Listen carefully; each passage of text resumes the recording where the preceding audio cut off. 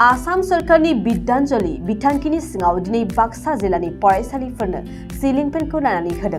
आसाम सरकारनि बिद्यान्जलि बिथांखिनि गेजेरजों बाक्सा जिल्लानि गं 92 फरायसालिफोरनो गासै 1100 सिलिं फेनफोरखौ राननानै होयो केबिनेट मन्त्रि उरखावगोरा ब्रह्मआ।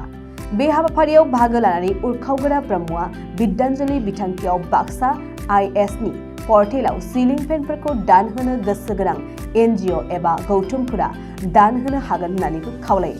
लोगोसेयैनो साफागुरि बिधानसभा बियाबनि सिङाव मोनब्रै जायगाफोराव सयल कनजारभेशननि सिङाव अन्थाइ खुन्थिया गायसननाय हाबाफारिखौबो फोरमायो। फरायसालियाव सिलिं फेन राननाय हाबाफारियाव बाक्सा जिल्लानि बेंगिरि मासान्दा मेगादालिन पार्टिन आरो जिल्ला खुंथायनि माखासे बिबानगिरिफोराबो बाहागो लायो। दिनै बिद्यान्जलि आसनिनि सिङाव गोबां फरायसालिफोराव बायदिसिना मुवाफोर जि डनेसन CSR बा कर्परेट ससियेल रेसपन्सिबिलिटिनि आन्दाराव होनाय जादों बेखौ राननाय जादों। दुमनिथि स्टेटनिफ्राय फ्राय 500निबो बांसिन फेन सिलिं फेन आरो बेनिफ्राय डिस्ट्रिक्ट एडमिनिस्ट्रेसननिफ्राय बिभिन्न एनजिअ एबा इन्डिभिजुवेलफोरनिफ्राय 600निबो बांसिन सिलिं फेन बुथुमनाय जादोंमोन। बेखौ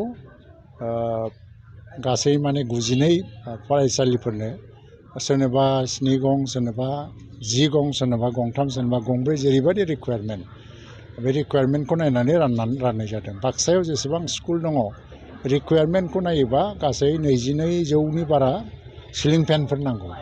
खिन्थु दिनैनि राननायनि गेजेरजों फ्राय 1100 सिलिं फेन राननाय जादों आरो फ्राय माने खावसेयानो जोंनो गोनांथि दंबावो।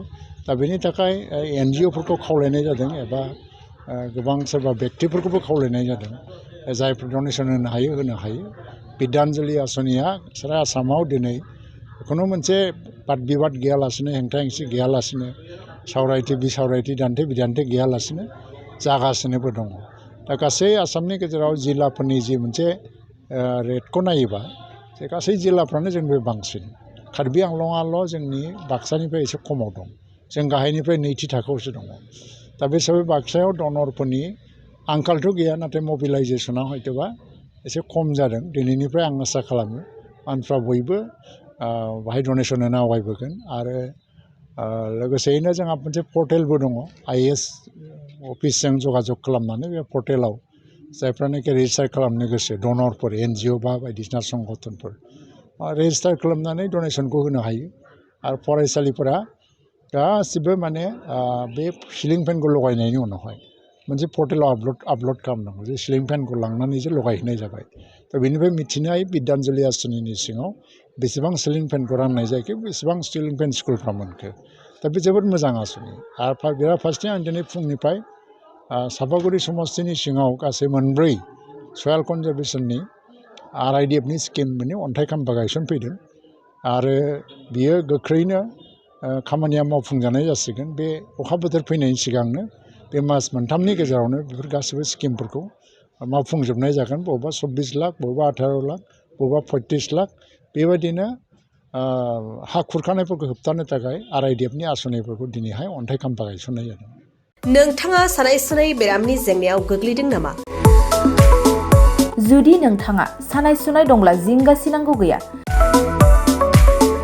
चिरां जिल्लानि बेंटल गेट साफागुरियाव दायो SI निउर' थेरापि सेन्टार दंसै।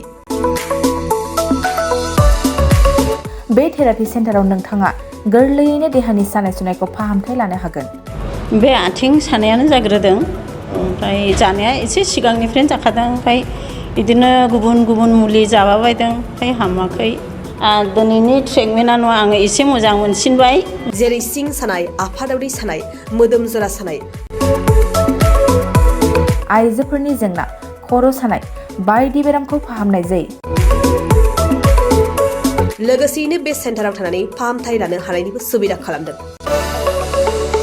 नोंथांमोनहा SI निउर' थेरापि सेन्टाराव फाहामथाय लानो गोसो दंब्ला नैबे मबाइल नम्बर 7620160459 नङाब्ला 9476977956 आव थोंजों सुलाद लानो हागोन।